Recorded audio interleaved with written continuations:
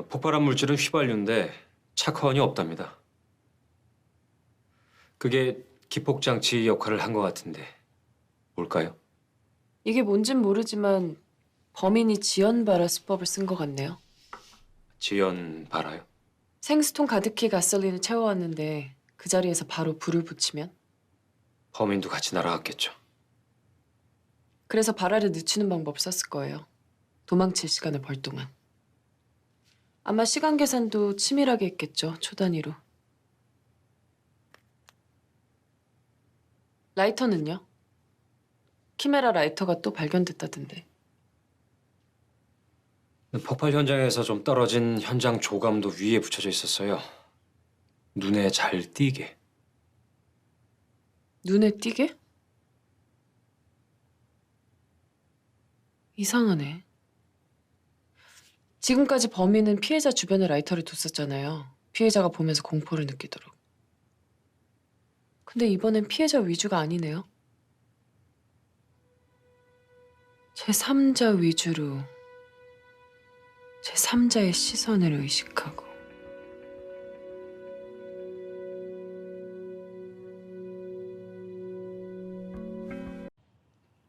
모방범이요?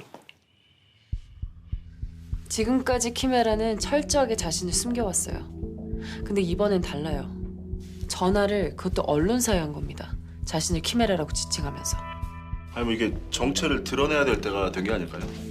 그보다 주목할 점은 서륜 사옥 폭파범에겐 확실한 자기 주장이 있어요. 서륜 신사옥 건설 현장은 아주 상징적인 장소예요. 근데 그런 곳을 왜 타겟으로 삼았을까요? 범인이 그 장소에 큰 의미를 두고 있기 때문에? 맞아요. 너무 단순해요. 그리고 언론사에 전화를 해서 자기 정체를 밝혔고요. 이제까지의 키메라는 이런 정도로 직접적인 자기 주장은 없었어요. 라이터는요? 이전에 사건 현장에서도 키메라 라이터라는 시그니처가 늘 있었잖아요. 그 자체가 충분한 자기 주장 아닌가요? 시그니처는 자기만의 표식. 그러니까 상표에 가까워요. 보통 상표는 보이지 않는 곳에 달거든요. 표면적으로는 인식이 안 되는데 관심 있는 사람이나 구매자한테는 조용히 존재감을 드러내는 거죠. 근데 이번 방식은 꼭 티셔츠 앞에 적힌 문구 같다고 해야 되나? 이번 범행은 자기과시적이에요. 은둔자면서 철학적이었던 키메라와는 스타일이 완전히 달라요. 아니 그럼 얘는 왜 지가 키메라라고 우기는 건데요? 키메라가 유명하니까 지가 그렇게 되고 싶은 거겠지. 완전 관종이네. 그래서 더 위험할지도 몰라요. 예? 사람이 많이 다칠수록 관심이 높아지니까. 우선 서륜에 원한을 갖고 있는 사람부터 조사하면 될 것 같은데요. 발화장치라는 게 이겁니까? 그냥 화염병이잖아요. 맞아요. 몰로토프 칵테일. 유리병 안에 가연성 액체를 넣고 천으로 입구를 막아서 불 붙여 던지는 방식. 근데 왜 화염병을 칵테일이라고 부르는 거죠? 제2차 대전 때 핀란드를 침공한 소련군 태크를 무력화시키기 위해서 사용됐어요. 당시 소비에트 외무장관인 몰로토프가 핀란드에 투하한 폭탄을 빵이라고 선전했는데 분노한 사람들이 칵테일이란 명칭으로 응답했다는 설이 있어요. 네, 좀 고전적인데 발화장치로 범인이 화염병을 썼다? 화염병과 비슷한 원리지만 또 다른 방식이죠. 일명 Modified Molotov 칵테일. 보통 화염병이랑 차이점이 뭡니까? 범인이 현장을 빠져나갈 때 충분한 시간을 끌어주는 거. 일종의 시한폭탄 같은 거. 화학적 시한폭탄이죠. 현장에서 셀로판지 조각 보셨죠? 예. 그게 지연발화 방식의 키포인트예요. 보여드릴게요.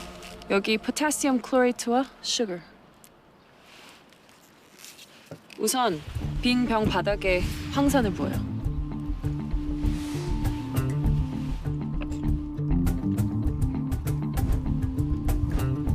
그리고 가연성 물질인 가솔린이나 에탄올을 넣는 거죠. 이건 에탄올. 꼭 물 같죠? 예. 그 다음에 파이어 스타터.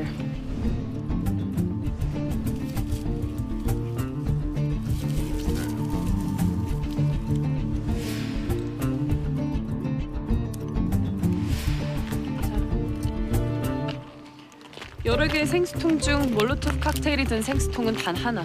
나머지는 휘발유가 들어있는 거죠. 몰로토프 칵테일 생수통이 폭발하면 나머지는 연쇄적으로 폭발하게 돼 있어요. 아마 거긴 표시를 해뒀을 거예요. 아, 셀로판지 위에 빨간색 테이프. 시간 재주실래요? 폭발을 시키려면 불을 붙여야 되는데 그러자니 자기가 위험해지는 거죠. 그래서 지연발화 방식을 택하는 겁니다. 지연발화란 폭발 시점을 늦추는 걸 말해요. 병을 뒤집으면 바닥에 있던 황산이 뚜껑 쪽으로 나와 셀로판지와 접촉. 셀로판지를 녹이고 포타시움 클로레이트와 설탕이 황산을 만나는 순간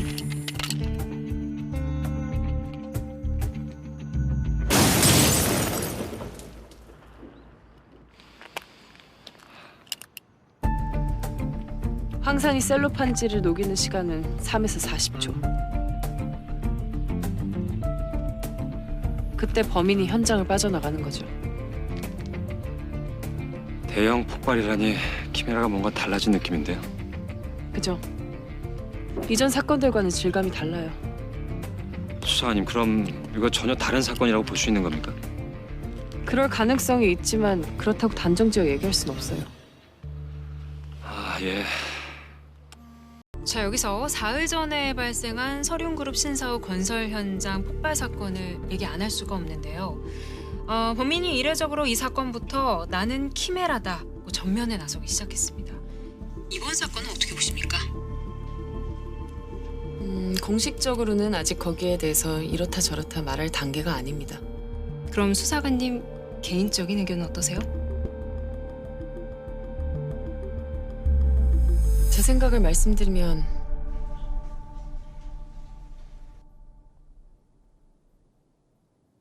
이번 사건은 모방범의 소행일 가능성이 큽니다.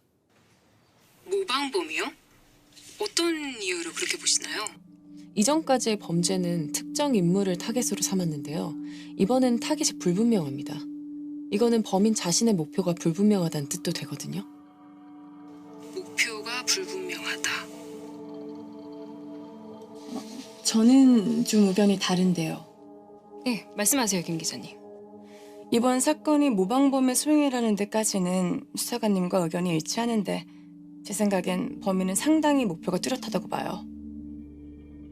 김 기자님이 보시기에 범인의 목표는 뭐라고 생각하세요?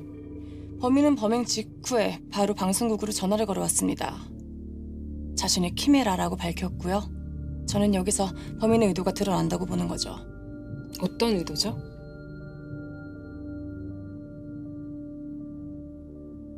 관심이요. 관심이요? 쉽게 말하면 관심 좀 받고 유명해지고 싶은 거예요. 관심. 재밌는 얘기네요. 좀 더 뭐 자세하게 설명을 해주시겠어요?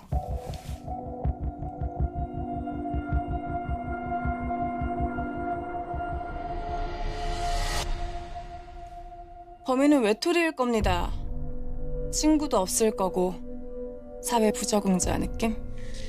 외톨이에 고립된 사람이요? 아마도 대부분의 시간을 인터넷 채널에서 폭탄이나 사건, 사고를 검색하는데 시간을 쓸 확률이 커요. 당연히 직업도 없거나 불안정한 고용 상태. 뭐 이성과도 정상적인 유대관계를 기대하기 힘든 사람일 가능성이 높죠. 아, 연애를 못 해본 사람이다. 재밌는 분석이네요.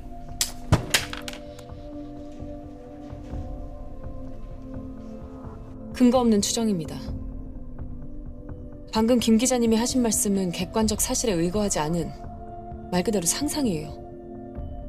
그럼 수사관님은 범인이 어떤 사람일 거라고 추정하세요? 객관적 팩트에 의거해서. 범인은 오랜 시간 준비하고 때를 기다린 사람입니다. 오히려 정시에 출퇴근하는 직업을 가졌을 가능성이 높고요. 주변에 튀거나 위협적이거나 나고자로 보이는 행동은 절대 하지 않았을 가능성이 높아요. 그렇게 생각하신 근거는요? 테러는 신념의 범죄니까요. 신념을 가진 자의 인내심은 상상을 초월합니다. 그들에겐 자신의 목숨도 대단하지 않죠. 그게 바로 신념을 가진 사람과 가진 척하는 사람의 차이입니다.